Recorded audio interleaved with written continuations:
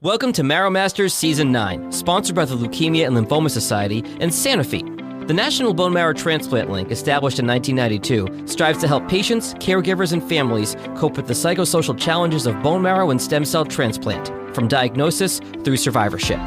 Season 9 of our show focuses on What I Wish I Knew Before Transplant. Here's your host, Executive Director of the NBMT Link, Peggy Burkhardt. Welcome, everyone. Today we have Kate Arnold of Illinois with us, and Kate is going to share her story and offer up her best tips as they relate to the transplant journey. Her resilience and candor will resonate with many of you. She'll inspire you to take charge, take it easy, and not to take any flack from anyone. Kate, welcome. Thank you, Peggy. I hope that it'll be helpful. So I'm Kate Arnold, and I live in the northern suburbs of Chicago. I had my matched unrelated donor transplant over 12 years ago. My donor came from Germany. I had my transplant because of Non-Hodgkins Lymphoma, small cleaved cell follicular, to be exact. My transplant came 2 years after diagnosis, and we just could not get me into remission. So because I was 37 at the time of diagnosis, and this type of non-Hodgkin's lymphoma is known to reoccur. So because of my age and because we just couldn't get it into that first remission, that's why I had the transplant. Okay. And knock on wood, I have been cancer-free since then. Oh, terrific. Yeah, it's my first goals, because I had young children, were to get them through high school, to graduate from high school. And when my eldest graduated high school, it was such a feeling of relief that I had one down and just one more to go. And so now they're both in college and hoping to keep this going for a lot longer. I think that's going to happen. So, Kate, let's talk about advocating for yourself, not only pre-transplant, but during and after. Yeah, that I found has been one of the most important skills I had to learn. And we think before we find ourselves in a chronic illness or a major medical situation that, our doctors know everything, our nurses know everything. But I realized pretty quickly, first, they can't read my mind. Mm-hmm. But also, I had a lot of questions. And some of it, was just very trivial. Some of it was important. But learning how to, ask about my medications and what they were for and why a certain thing was done a certain way. And I will remember you never forget your first bone marrow biopsy, and it's so painful. Oh. But then it's like, well, asking my doctor, why don't you give any anesthesia? And learning, well, that's because it's such a quick procedure. Some places do, though. So asking for something to help with that is a valid question. Mm-hmm. I actually went to MD Anderson for my transplant, and they offered me 3 different ways to deal with a bone marrow biopsy. Actually, 4, if you consider not having anything. So just always asking the question, if there's something you're just like, I'm curious about this, or this doesn't seem quite right, it's always worth asking the question. It's also always worth staying on top of what medications you're on and why. Absolutely. And it sounds to me like what you're saying too is just listen to your gut. Yes. There's no wrong question. There's no stupid question. Mm-hmm. I've brought some stuff up and gotten some looks of well, that's kind of strange and that's kind of weird. I've never heard that before, but that's okay. Mm-hmm. At the same time, there's also been plenty of times when I've gotten answers that have just made me so much more comfortable with the care I was receiving. We could probably come up with a number of anecdotes. Oh, I'm sure we don't have time for. All right, let's move on here. Let's talk about when you finally got home. The expectations of friends, neighbors, family. Oh my gosh. At first, it felt so good to get home because, like I said, I was down at MD Anderson. We have plenty of fantastic medical institutions here in Chicago, but I went to MD Anderson because that's actually where I just felt the most comfortable. And it felt so good to get home. I had been gone for 5 months. And during that time, after my transplant, I had lost 20 pounds. Mm. So there was a significant physical change in that regard. And I also found that after a few months, I looked very healthy, though I didn't feel very healthy. Mm. It takes a long time to heal. And I had people actually come up to me and say, wow, you look fantastic. And I, in the back of my head, was like, what were you expecting me to look like? Now, that may not be true for everybody. Some people may be trying to hold back with the, oh my God, you look awful. But it's interesting. And then it really did take, actually, for me, it took more than the first year to really kind of get my feet back under me because of complications that I had.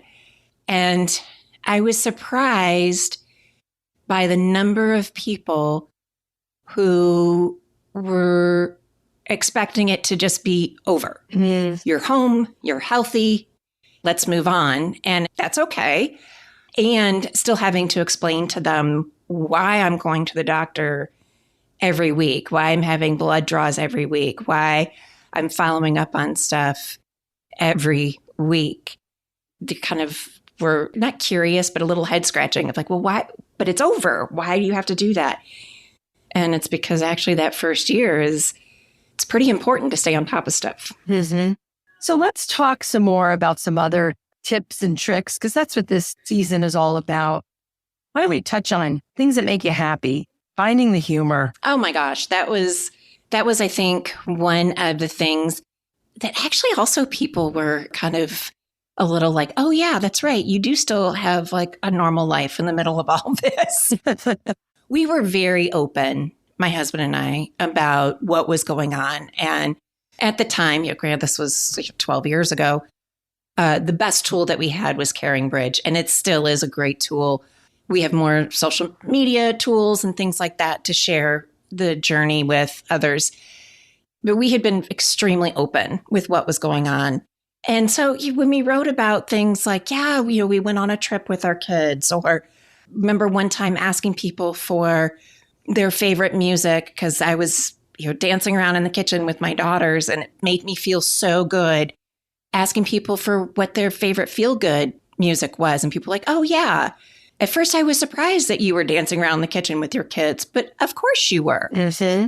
You have normal life and you have kids that you have to interact with and want to interact with, but it just feels good. And they also, as my therapist said, you provide a little vacation from what is going on. It's heavy. It's hard. It's a long journey. Yeah. And finding things that give you joy, even if it's little pieces throughout the day, really did give me a little vacation from everything that was going on. Wow. And how did your kids, they must have just loved that when there was glimmers of mom being mom again. I'm sure that was the best medicine for them to help them get through this. I hope so. Oh, for sure. I hope so. We tried to keep things as normal as possible. It's really difficult, though, when they come home from school this first year and having to say, okay, now you need to change your clothes and really make sure you wash your hands and really to make sure they were as germ-free as possible from coming home from school. Yeah. And not being able to volunteer in their classroom and not being able to be around groups of their peers. Mm-hmm. So being able to find those things that we could do together was really important. Absolutely. Because we all know that those years just go so fast when they're those ages. They sure do. We blink and they're grown up. Yeah, the days are long, but the years are short. And that is so true. I always say that. That is so true. I found that also. So let's talk about doctors and therapy. I know you've got some thoughts on all this, and I'm just excited to dig into this. Sure. My therapist was my lifeline. I probably would not have gotten through this without her. Mm. I found her through an organization near me called the Cancer Wellness Center. And she is a licensed psychologist with an oncology specialty. Oh, wow.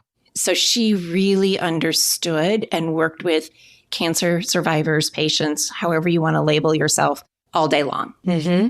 And her thoughts and tips and things that she shared with me and the insights she led me to, I still use today. I still have her on speed dial. P.S. I saw her weekly. She just really helped me get through everything, whether it was the medical or the fears or the emotions or parenting. She really did get me through everything. So I highly, highly recommend having a therapist. She was also a person that not only was she cheering me on, I could also share those deep, scary thoughts with her. I couldn't share them with my husband. He doesn't need that burden. Mm-hmm. I don't want to share them with my friends. And it was very helpful to have someone who could help me process those thoughts. Absolutely. A sounding board for you. Yes. And I also, as far as doctors, have been very careful to work with doctors that I feel very comfortable with. I feel very lucky to have my choice of doctors, whether it was traveling to MD Anderson or we have 4 medical institutions in the Chicago area, at least, that do stem cell transplants. So I have a plethora of resources that I can choose from, and I feel very lucky to be able to choose the medical practitioners who I feel comfortable with. Mm-hmm.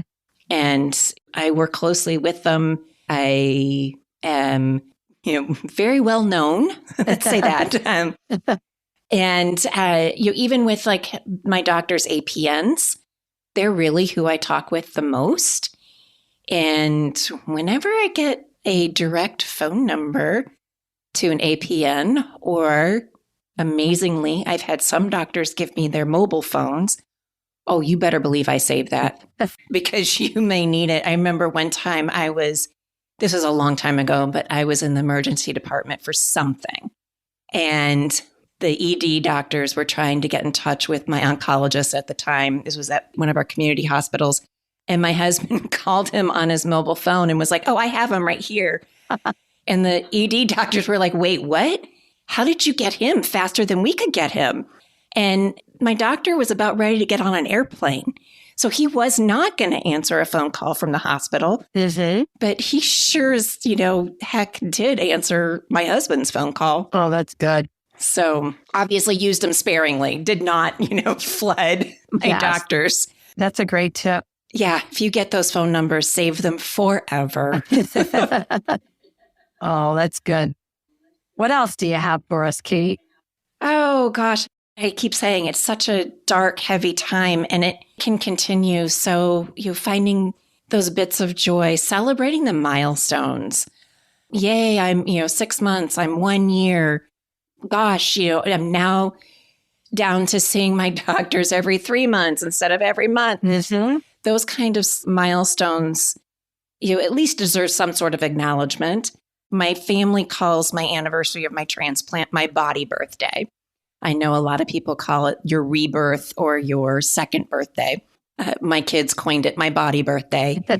And in our household, we celebrate any birthday with cake for breakfast. Like, why wait until the end of the day to have your birthday cake? Good thinking. And I get a birthday cake for breakfast on my stem cell transplant anniversary. So you get 2 in 1 year. I do. I do. That's great. Yep. And also a practice that really pulled me out. Not quite a year after transplant, I was in a severe clinical depression. Sometimes people feel like, oh my gosh, you should be so happy. I should be so happy. I'm still here. I've had this life-saving procedure. There's so much change, and it really is a traumatic experience. And yet there's still a lot to be grateful for. And a gratitude practice really helped pull me out. I made a point to wake up every morning and say, good morning, world. Today, I woke up this morning and I am so grateful for that. I like that. So it could be just something as simple as that. Or gosh, with the way the sun is setting or the sun is shining through the trees, those flowers are so beautiful. My child gave me a spontaneous hug today. Every little thing deserves gratitude. And it really does help shift your mindset. And it really did, along with my therapist and some good medication, mind you. But it really did help me to get out of my depression. Oh, good. Good stuff. I love that. Okay. So Kate, let's talk a little bit about the donor experience, because this comes up sometimes. What do you think about that? Finding out about your donor? Yeah. So I had to wait 2 years to find out about my donor. Some people only need to wait a year. Some people know them. They're a sibling. You are very close to them. But I had to wait 2 years. And it was a very exciting day when my transplant coordinator called me to tell me that my donor had agreed to release his name and his address to me. So that's all he gave. He did not give his phone number or his email or anything like that. So I was a little disappointed that I didn't get more information from him, but that's okay. It's his choice. Uh-huh. It did take me almost a year to write a thank you note to him. Okay. I really wanted to. It was very difficult for me to put into words the gratitude and the thankfulness I felt for him in giving me his stem cells. It felt like, truly, without it, I wouldn't be here.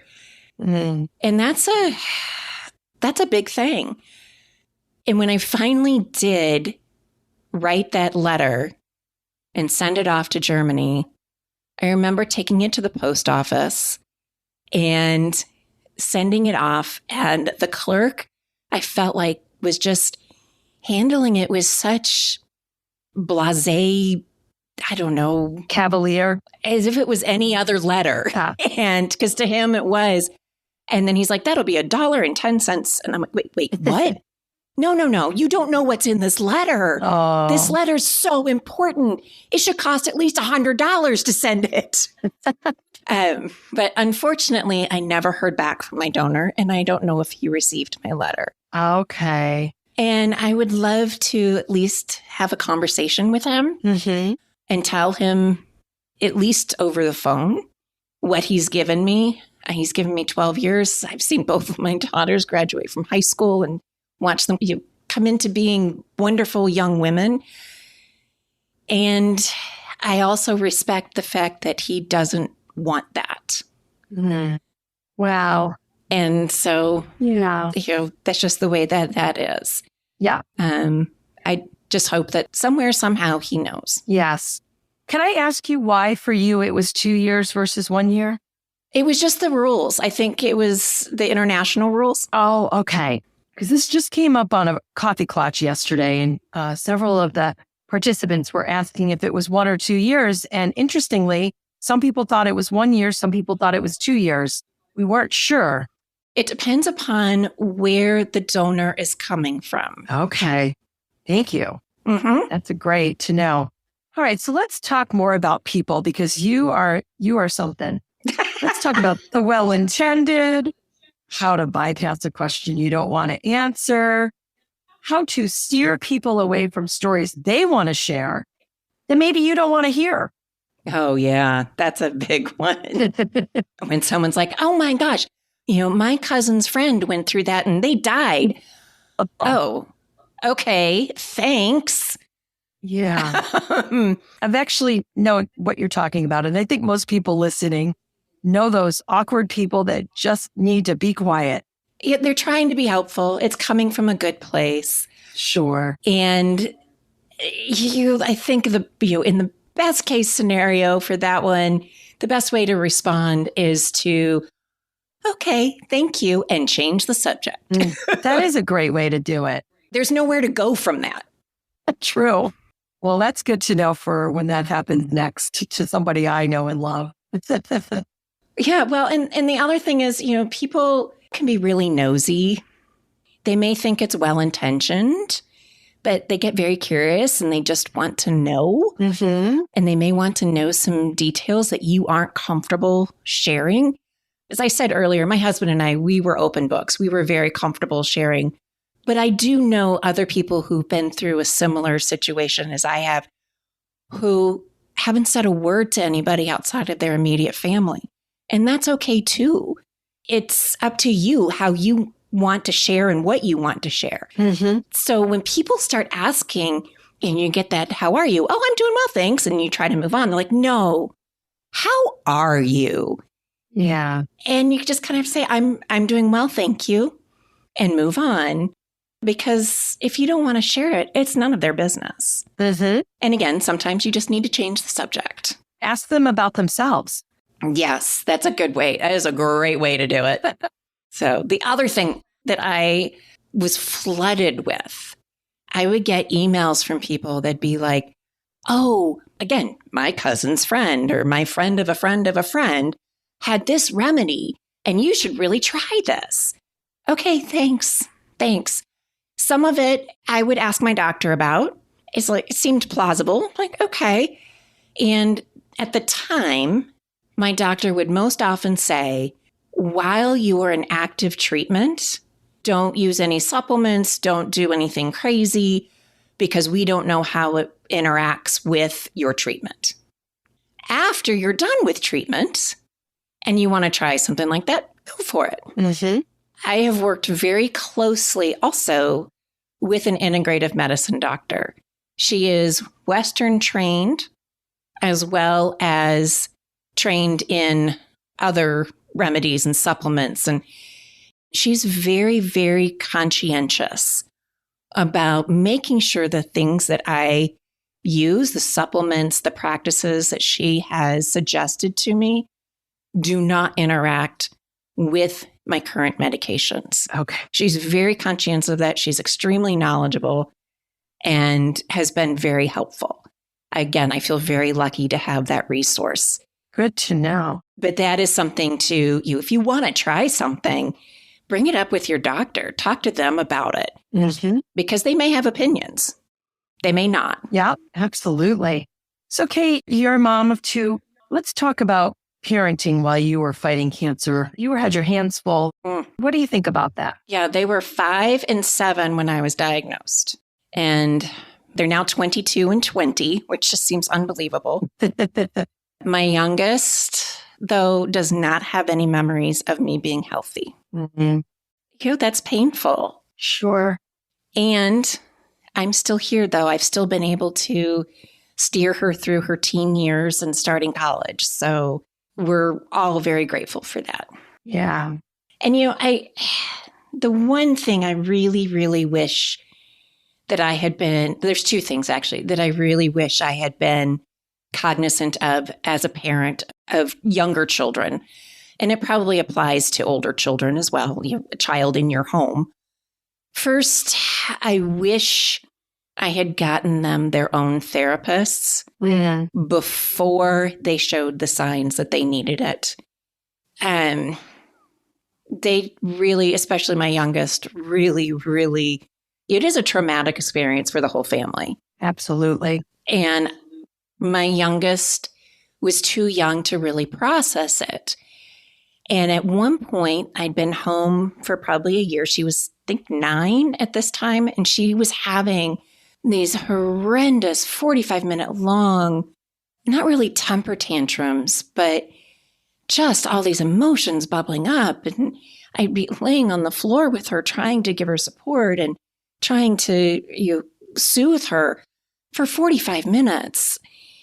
And then at one point she said, Mom, and she's just off the hand, like kids do, I feel like I have all these jars inside of me and the lids are just flying off. That made me think I need to get her into therapy. And it was difficult to find the right therapy for her. The Cancer Wellness Center that I relied on so much did not have any children-centered programs. They do now.